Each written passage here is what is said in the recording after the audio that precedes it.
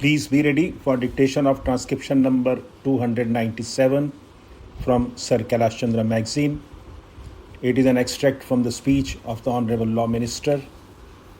5 seconds to go. Start. Sir, I am happy to note that most of the provisions contained in this bill as passed by the Lok Sabha have found favor with a large section of this House. There are only a few points which have been urged and to which I would like to reply briefly. As I have made it clear, when I made this motion, we realize that this is not a measure intended to overhaul the whole system of civil administration. It is only intended for a limited purpose, namely to remove certain lacuna which have been found as a result of change in circumstances or change in the Constitution or on account of several other factors.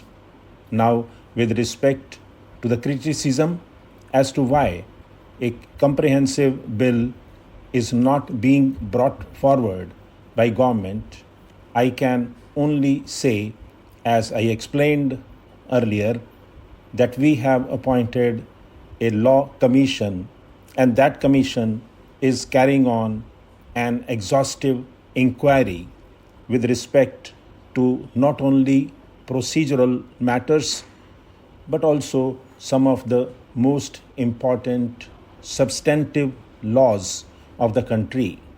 I realize that probably it may take some time before the overhauling of the procedure is undertaken. Honorable members are aware this is almost a procedure which for the first time was introduced in our country about the year 1859. That means about 100 years back. Before that, as we are all aware, there was a different system so far as the administration of justice was concerned. And with the advent not only of the company administration but the other British government administration, the procedure with respect to civil matters was introduced for the first time in our country.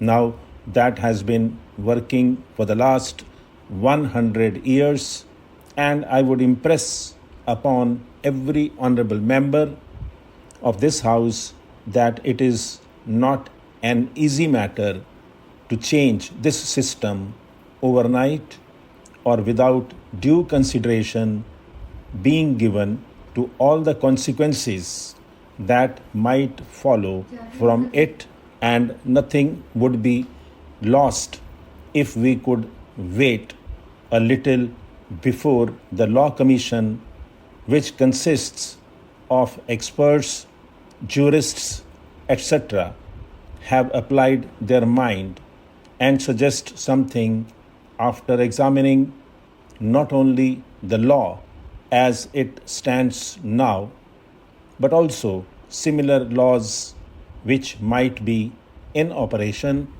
in different democratic countries of the world. It is from that point of view that the task is held up for a long time.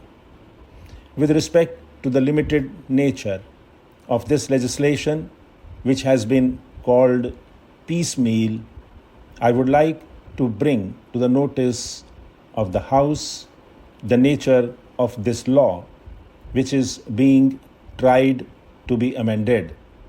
Procedural in its very nature, even as I said, this procedure was first introduced in 1859. I think there were more than 30 amendments that were introduced by the government from time to time because in its very nature, a procedural enactment like this does require change from time to time.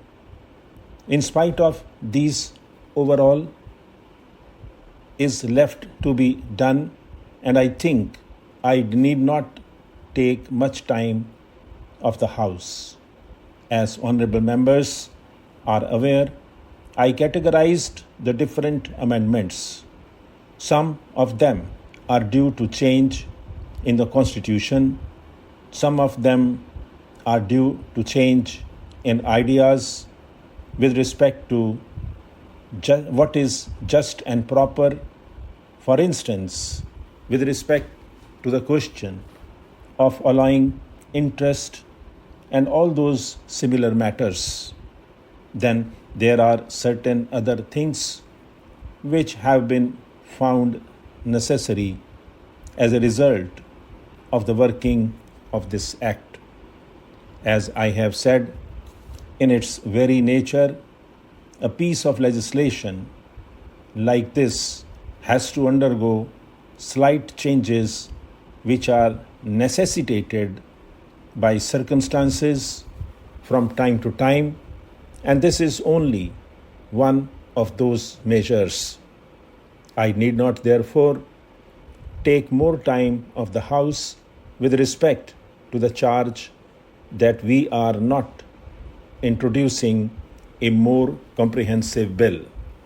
Then, sir, there are only 2 or 3 matters with respect to which I think I need reply.